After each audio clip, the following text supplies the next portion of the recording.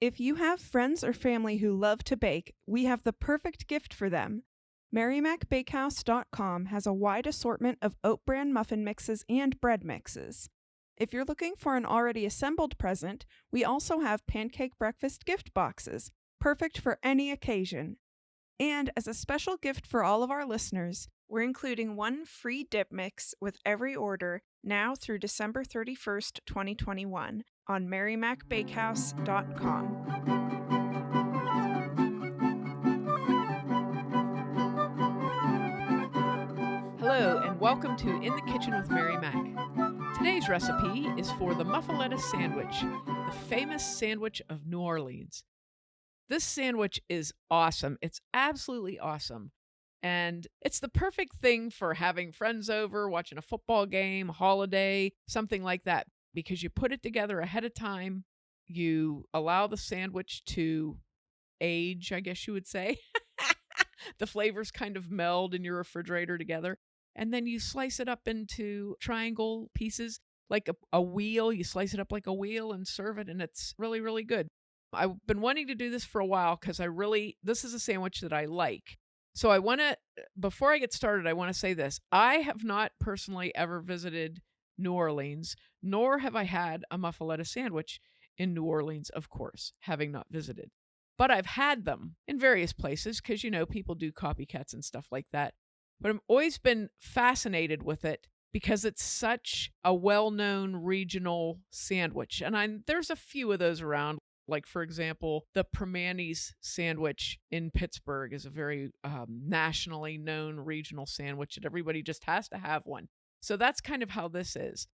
However, this sandwich, it comes from humble beginnings to be elevated to its current status, much like a Primanti's. It is a working person's sandwich. This originated in that vein. So I'm going to give you a little bit of a history of it first, and then I'm going to give you the recipe for the bread and then the instructions on how to assemble the sandwiches. And there's a couple of recipes involved in this as we go along. Here we go, the Muffaletta sandwich. What it started out as is the loaf of bread itself is Muffaletta. There's a couple different ways to pronounce it, but basically that's it, Muffaletta. And it is a Sicilian style bread. Probably you would think of it sort of like as a daily bread. It's also considered a holiday bread that's traditionally eaten around a few different holidays. It's basically shaped like a giant hamburger bun. It's a loaf, a flat, round loaf, okay? Probably the average size of this loaf would be about 10 inches in diameter, probably about close to a 1.5 pound loaf. Now, when you say it's flat, it's not like Syrian bread flat. No, it's not Syrian. About how tall does it end up being? It ends up being about 3 inches tall, 2 to 3 inches tall. And it looks like one of the things that the word Muffaletta comes from, there's a couple theories on where the root of this word comes from, and the one I think fits best is mushroom, because it looks like the top of a mushroom. I couldn't find a good source for the definition of that particular word, but it can also mean a small sack or a mitten, that kind of a thing. The Muffaletta sandwich does not exist in Italy. This is not an Italian sandwich. This is a purely New Orleans American sandwich. This comes from the city of New Orleans. The Sicilian community came to the port of New Orleans in the 1800s, early 1900s. It was like, these skilled workers coming to America at all the different ports. So many Sicilians came into the port of New Orleans that they settled close together near the French market in an area, a neighborhood that became known as Little Palermo. And so in the early 1900s, there were a dozen macaroni factories, Italian bakeries, all kind of importers, Italian groceries, all kinds of things like that. They had formed their own community there, their own Sicilian community.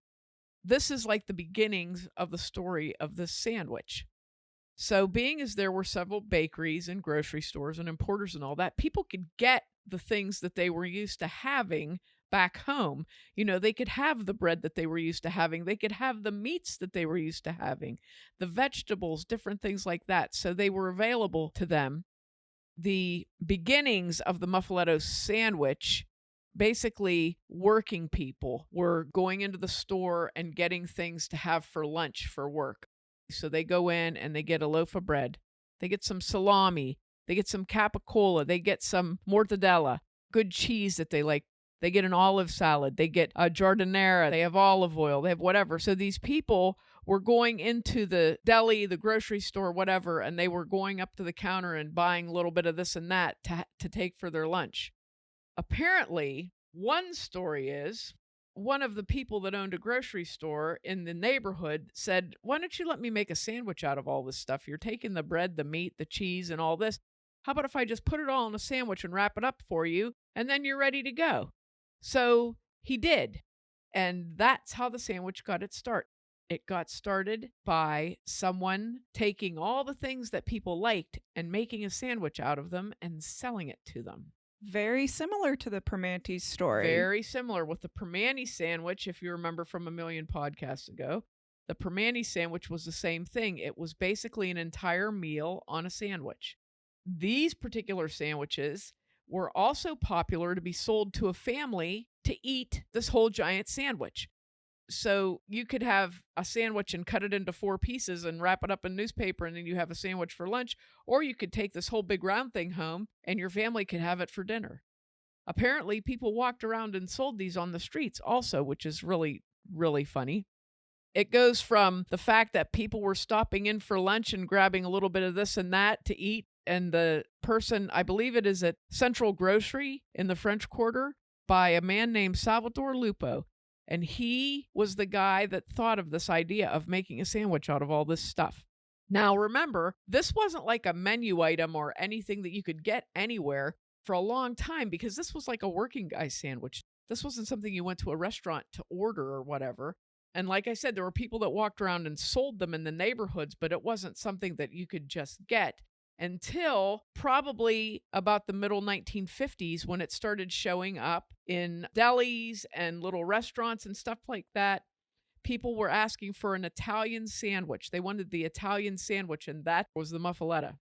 So by the 1970s, the Muffaletta was established in the New Orleans food groups, I guess you'd say. It was an established New Orleans sandwich. And people knew about it all over the country from visiting New Orleans. They would visit and take it home. And, so it starts turning up in delis around the country. But really, the place where it is popular is still New Orleans. You don't find them very much around the country. People make them themselves fairly often, but you don't find them. I love food history and regional food history because even though you might never get to go to that place, you can kind of go there through the food, which is what I do because I don't get to go very many places, but I can read about it, I can research recipes, and I can make it and enjoy it. So, to make the Muffaletta sandwich, you need a good Italian deli or grocery store so you can get these good Italian meats and cheeses that we're going to need, and some little other this and that's here. Basically, it takes a loaf of bread, the Muffaletta bread. If you can't get it, don't want to make it, aren't interested in making the loaf of bread, you can use ciabatta. Ciabatta works really well for the sandwich if you can get a decent sized loaf of it, maybe about, ciabatta bread usually comes in a long oblong loaf, but if you can ask your baker to make a round loaf, or you can also use the, I can't remember what it's called. There's an Italian country loaf that is round, and it's more like a sourdough bread. You could also use that. You would want to take a section out of the middle, which we'll get to on the assembly of the sandwich part. But ciabatta bread would work okay for this. Ideally, though, you want the round loaf of bread, which is the Muffaletta. Okay, so here's how you make that. It's pretty simple. As a matter of fact, my Mary Mac Bakehouse white bread mix is almost identical to the original technique and recipe for Muffaletta bread. It's very, very close, but my recipe is an old Italian recipe from Western Pennsylvania. It's very close. So I'll give you the recipe for the muffaletta bread and then the technique to bake it. You can decide if you want to do that or not, and then we'll go on to assembling the sandwich. Okay, so here's the recipe for the muffaletta loaf. 4 cups total of unbleached flour, 1 packet of instant yeast, 1.5 teaspoons of kosher salt, 2 teaspoons of honey or sugar, 1 cup of very warm water, 3 tablespoons of olive oil, and you'll also need 1 large egg white and sesame seeds. So here's what you're going to do. Measure 3 cups of flour and put them into a nice large bowl. Stir in the packet of yeast, mix it through the flour, add the salt, mix it through the flour, make a well in the middle, and add the honey or sugar and water and oil, and start to stir that until it's too hard to stir. It'll get like real sticky and you'll have a hard time stirring it. Take that last cup of flour and start kneading that in. And you want to knead that in until the dough it'll be slightly sticky, but it'll begin to form a nice lump of dough, and it will not stick to your hands too awfully bad. You don't want to put too much flour in this. You want this dough to be just barely sticky and nice and soft and smooth. So just knead it until you get that nice consistency that's not sticking to the sides of the bowl, slightly sticking to your hands. Do not knead in more than the extra flour that you have. If you don't use up all that extra flour, that's fine too. Drizzle a little bit of olive oil over that dough, flip it over, drizzle a little bit, and let it sit. Just a very little bit of oil on it. And you're going to cover that with plastic wrap until it rises, which is going to take about 45 minutes to an hour. You're going to punch that down, get your pan ready. This is what I did. I greased a pizza pan to put my loaf on. And then you're going to form a loaf with it. So the way to form your loaf is take that dough and pull it up like you're making a bun. If you've ever made a sandwich bun, you want to pull the dough down under itself so you have a nice smooth top on the top. Squeeze it together on the bottom so it looks like a great big hamburger bun kind of, okay? Put it on the pizza pan in the middle and press it down so that it's about, if you use a 12-inch pizza pan, you want your bread dough to be about 10 inches in diameter, okay? And you want to kind of press it down so that it's a little thicker in the middle. You don't want it to be flat, you want it to be a little bit rounded, okay? Preheat your oven to 400 degrees and cover your loaf with a towel so it can rise while the oven is preheating. Okay, once the dough has risen up, again, about doubled in size, which is going to be like half hour, 45 minutes, take that egg white and beat it up and brush the loaf with egg white. Go the whole way down to the pizza pan so that the whole top is covered and down the sides with egg white, and then sprinkle your sesame seeds on. You don't need too many. A teaspoon of sesame seeds, 2 teaspoons of sesame seeds, whatever. Okay? Now you're going to put that in the oven, in the middle rack of the oven, and put your bread on there. And you're going to bake it until it's very nice and dark golden brown, which can take, depending upon your oven, anywhere from 30 to 40 to 45 minutes. You just have to keep an eye on it. What I did, I set the timer for 30 minutes, and then I checked it and turned it a little bit and let it go for like 15 more minutes. Okay, when your bread's done, bring it out of the oven, cool it on a cooling rack until it is completely cool. It's beautiful. I have some nice pictures of mine. It came out beautiful. So that's your muffaletta bread. It just looks like I said, like a giant hamburger bun. Okay? Now mine rose way high on one side. So when you go to make your sandwich, if your bread gets real high in the oven, which often happens, bread is a fickle thing. You just never know how it's going to be. If it happens to get higher than you want it, don't worry. Don't worry, because what you're going to do is fix it with your bread knife, okay? So now we're starting from having the bread. So if you bought ciabatta bread, or if you bought one of those round rustic loaves, that's fine. There's no shame, okay? You can use that. So now you have your bread. Here's what you need to make the sandwich. Next step. you need to make a chopped salad to put on the sandwich. Now, what the chopped salad would be all of the things, all of the antipasta that the people would buy loose in the market. So here we go.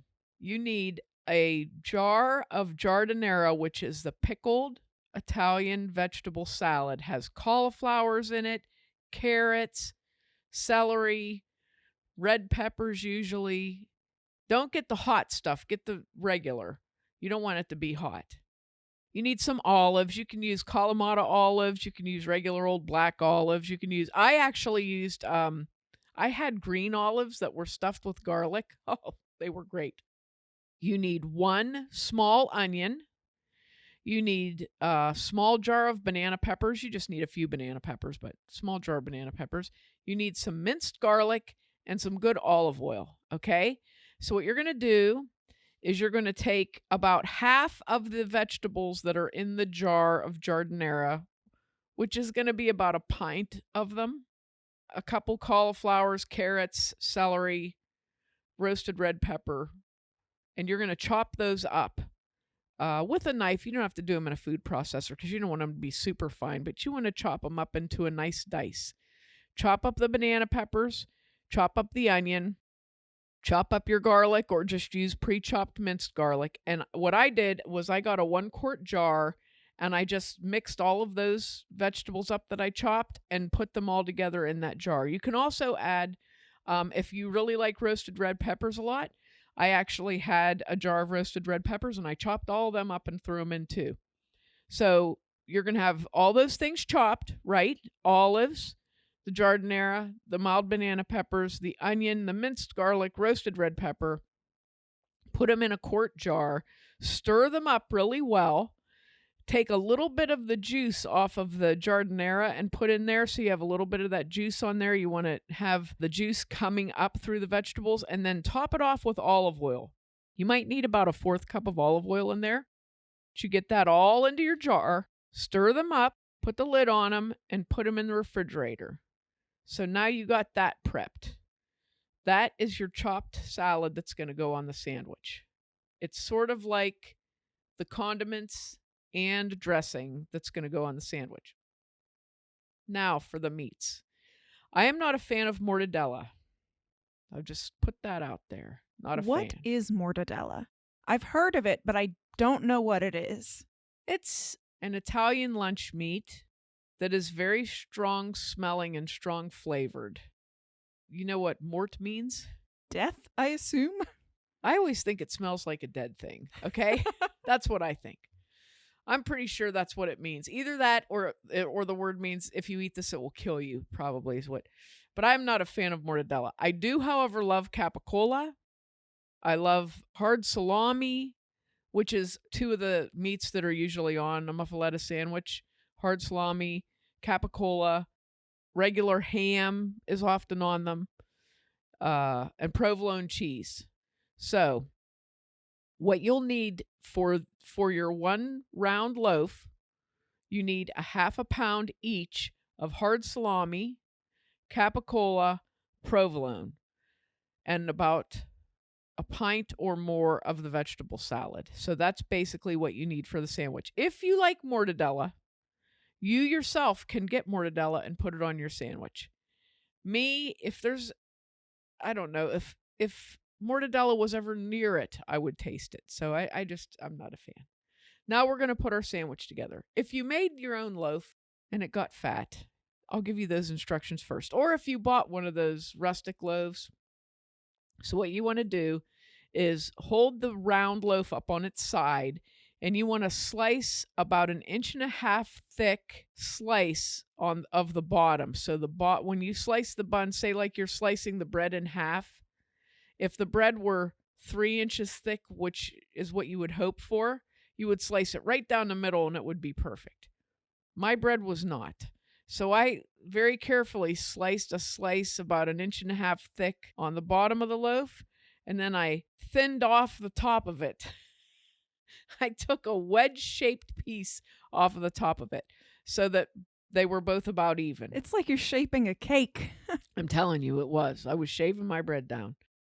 Now what you want to do is take the bottom, put the bottom of your loaf, you can put on a cutting board, or the easy thing would be, had I thought of this, I would have, but lay out a piece of plastic wrap, nice long piece of plastic wrap. Put your bottom of your bread loaf on that and put a nice layer of your vegetable salad on the bottom, very evenly spread, but make sure you get full coverage on the bottom of your bread. Try not to get too much juice in there.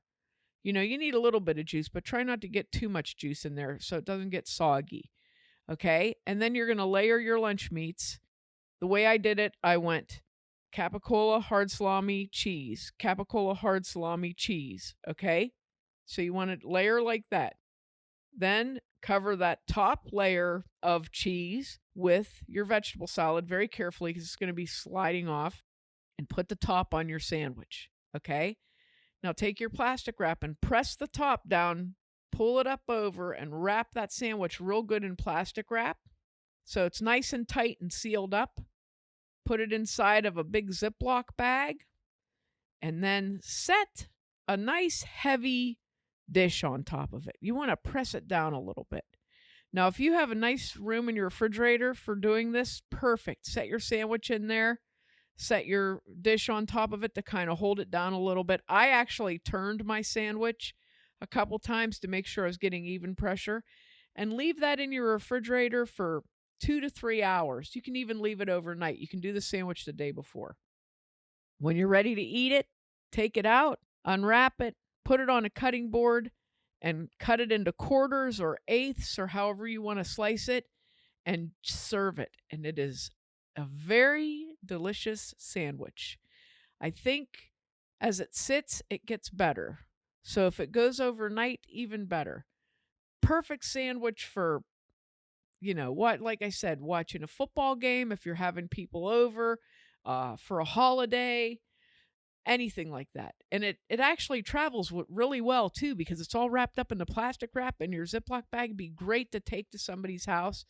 And it is very, very good. It's so amazing the way the flavors blend while they're in there. The chopped you wouldn't think like all those chopped vegetables, but it's so good. It's just really good. So I really hope you try making one of these, because what I was thinking was perfect time to bring this out.